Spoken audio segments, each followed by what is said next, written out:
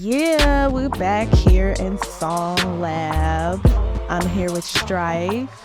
We're here at Baby Grand's collaboration. So it's a lot of collaborations going on, meeting new people.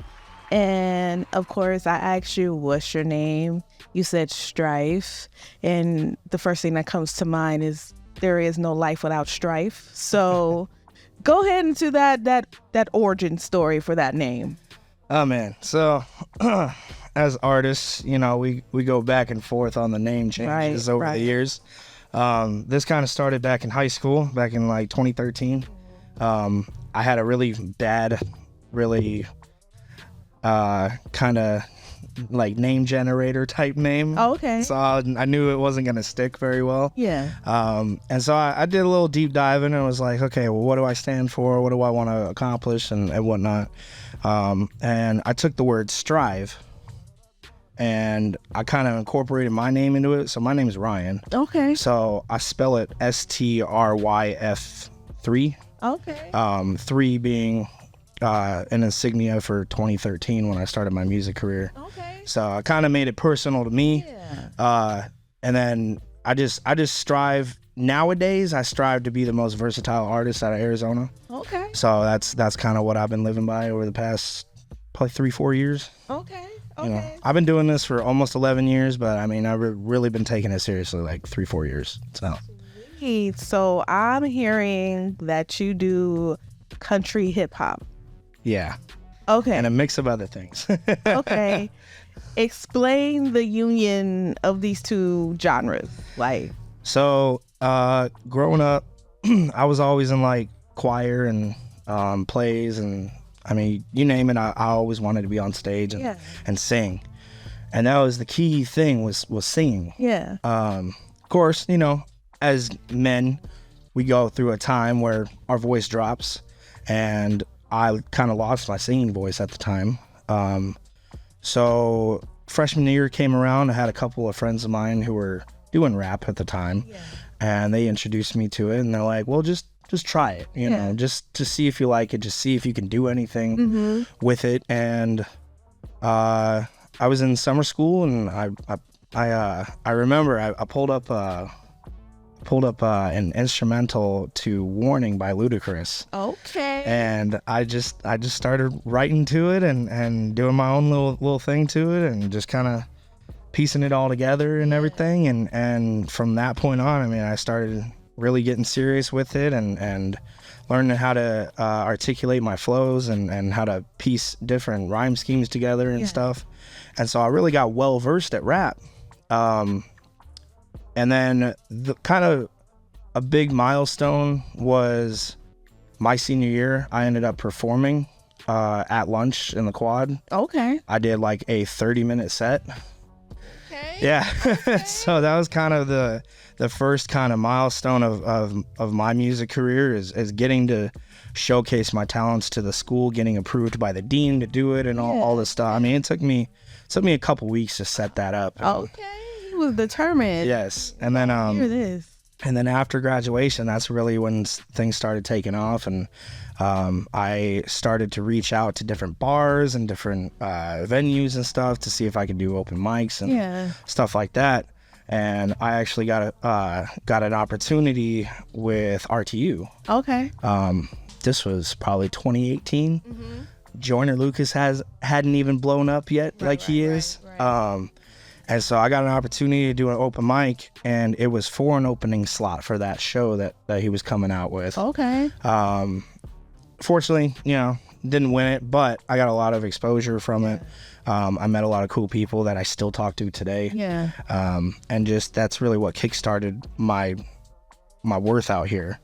However, you know, over the years, I found this cool spot. And shout out to them, Fatso's Pizza off of 32nd Street and Thunderbird. About 6 years ago, I walked in with a dream to sing. I didn't have no guitar. I didn't have no accompaniment. I just did some a cappella stuff that I thought was cool, and they enjoyed it. And just over the years, I've been growing my singing voice again and just practicing. And then eventually I got some accompaniment. and that was cool. My buddy Alfred, he was really good on the guitar. I was not so good on the guitar. Yeah. I mean, I took guitar class in high school, but Yeah. The info didn't really stick with me that long, you know? Right. And so, I had some accompaniment. I started to practice my singing more and pushing myself beyond my limits. And over time, I ended up getting my own guitar and really started digging down deep on practicing my craft and practicing, because, people love covers. Absolutely. So I made a list. I was like, well, these are the songs I want to learn. So what's been the most responsive cover that you've had so far? Probably any one of my 3 Chris Stapleton songs. Okay. And that's just because he's kind of in my range of singing. So my voice does really well when I sing one of those songs. I think recently Fire Away is a really, really hard hitting good one. Yeah. It's very hard to sing. Not a lot of people can sing that song just because of how his range fluctuates and having to sing. So this is something I had to learn. Having to sing while you're playing different chords and transitioning, it's very difficult because it's like you're singing the same note while you're changing that different chord. Right. So it's like not everybody's brain computes like that. They're like, wait, that's different. But wait, that's different. And going on. So it's like it's a very hard song to play if, as a beginner or even an intermediate guitar player. Yeah. I'm glad that I really took the time. I mean, I've spent days on learning songs. Do you have any albums out or singles? I don't have any albums out. Something I did with my brand is I pulled my old music off Spotify to do a revamp. Okay. Because I've been working at the studio for about for almost a year now, since last April. Yeah. My buddy Plex, him and I have been acquainted for a few years now, but as engineer to artist, it's only been about a year. But he just knows how to find my sound. Mm-hmm. He knows what levels I need to be at. He knows what tips and tricks that he needs to do with my voice. And I'm very keen on not using a whole lot of auto-tune, just a little bit of pitch correction and stuff. Yeah. I try and be as raw as possible, and just push myself to hit the note that I want to hit. Right. So I'm definitely working on a lot. I got a lot in the vault. I do have a single out called Nobody. It's one I did here. I spent a couple months tweaking it and that's on Spotify. Yeah, that's everywhere. Yes. Okay. Yeah, that's I wouldn't put it in a specific genre. I'd say it's definitely gritty like country. Okay. But it's got a real R&B type of feel to it. Okay, I was gonna ask, is that country hip hop sound that we're talking about? Yeah. Okay, well, I love how those two things have come together. And of course, this has been a trending topic since of late. Right. So how are you feeling about Beyonce entering into the country game right now? What are your thoughts on that? So there's a lot of things I feel about people entering into that realm. I think more power to them. However, I also think just because you do a couple country songs, you can't claim you're a country artist. Okay. You have to be well versed in this stuff. I'm talking, my practice at that open mic spot. I mean, we're talking almost 7 years now of me getting down and playing the guitar and learning chords and learning what to do with my voice. Yeah. So it's really something you got to work at. Not everybody can do it. Mm-hmm. But more power to them. I like seeing other artists try new things. Yeah.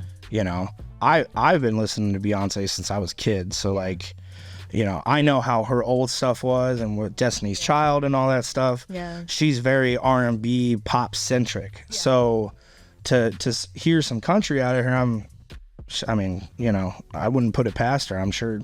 Yeah. I'm sure she's worked at it, and yeah, this isn't like, I don't think she really, you know, like, I think she really took the time and was like, this is what I want to do. She probably planned it out, and you know, she's been working on it for a while. I feel she's just one of those people who's in a very unique position where her origins doesn't put her in a box. Right, exactly. I know it's Beyonce and now she's doing country. Right. It's Beyonce and now she's doing jazz. Yeah. It's Beyonce and now she's doing, you know what I mean? So I love how she's able just to keep recreating herself. Because, I mean, her last few albums have not been the same. Yeah. She's creating different sounds. So. And she got the range for it. Yeah. She got the grit for it. She's always had that. So it's like she's from Texas. Yeah. So it's like you got to go back to your roots sometimes, you know. I'm sure she has some country in her heart. Definitely. You know, but it's been interesting to see the conversations around it. I was in a Lyft the other day and he was asking me about it. He was like, "Do you listen to Beyonce?" And I'm like, I mean, like, yeah, but no. You know what I mean? Like, yeah, but no. And he's like, well, what do you think about that? I was like, I actually have not even heard that song in its entirety. Mm-hmm. I'm getting the TikTok clips. Little snippets and stuff. Yeah, the little line dance part and all that stuff. So I haven't even heard the full song, and I just heard that she just like released the full album. Yeah. So I'm just interested to see what else she has on that album, because like the song titles have been crazy. Definitely. And you know, like I said, it's not for everybody. Yeah. But, you know, more power to you if you try it out, you know. One of the things about being versatile is pushing that limit. You Absolutely. know? You know, coming from the background that I did, it's like, you know, I always got to push myself to the next level to get where I want to be. Right. I wasn't introduced into actually doing R&B. Mm-hmm. So I'm working on some R&B stuff right now. Yeah. But I'm really gritty with my voice, so like I wasn't pushed to do R&B until I started working on stuff here with the people that I work with. And shout out to Plex and 6 Keys and Sonny the Juice. They really got me started into this whole R&B type of lane, and now I'm starting to thrive in it. You know, I'll be sending them songs and be like, hey, what do you think about this? And you know, it's cool because, you know, as an artist, our voices are very unique to us, and if I can do some R&B centric stuff with my lower register, and kind of take it easy on my voice, I'm gonna do a few of those, and in the meantime, you know, and shoot for higher goals when it comes to my country stuff. So yes, I love it. I'm looking forward to see what you bring. Definitely. The album and all of that. So just remind us of who you are, how people can find you, how they can find your music, and if you have anything coming up. Of course. So my name is Stryf. I spell it STRYF3. You can find me on Instagram. That's my main platform. And then I'm on Spotify under all that as well. Right now, I'm working on an R&B song. It's a little under wraps right now, but I'll let y'all hear the title. It's called Black Lace. It's very sensual. It's very sexy. It's very R&B-esque. And it's just talking about a woman that I got a little thing for. So I won't drop no names, but I mean... If y'all got a special someone that you think about and everything, just know. Wearing black lace? Maybe. Okay. All right. We ain't gonna dig no more. So yeah. So the song is called Black Lace. That's what I'm working on right now. Not sure when a release date, but I mean I got a whole bunch of other songs in the vault as well. Absolutely. Definitely more music to come this year.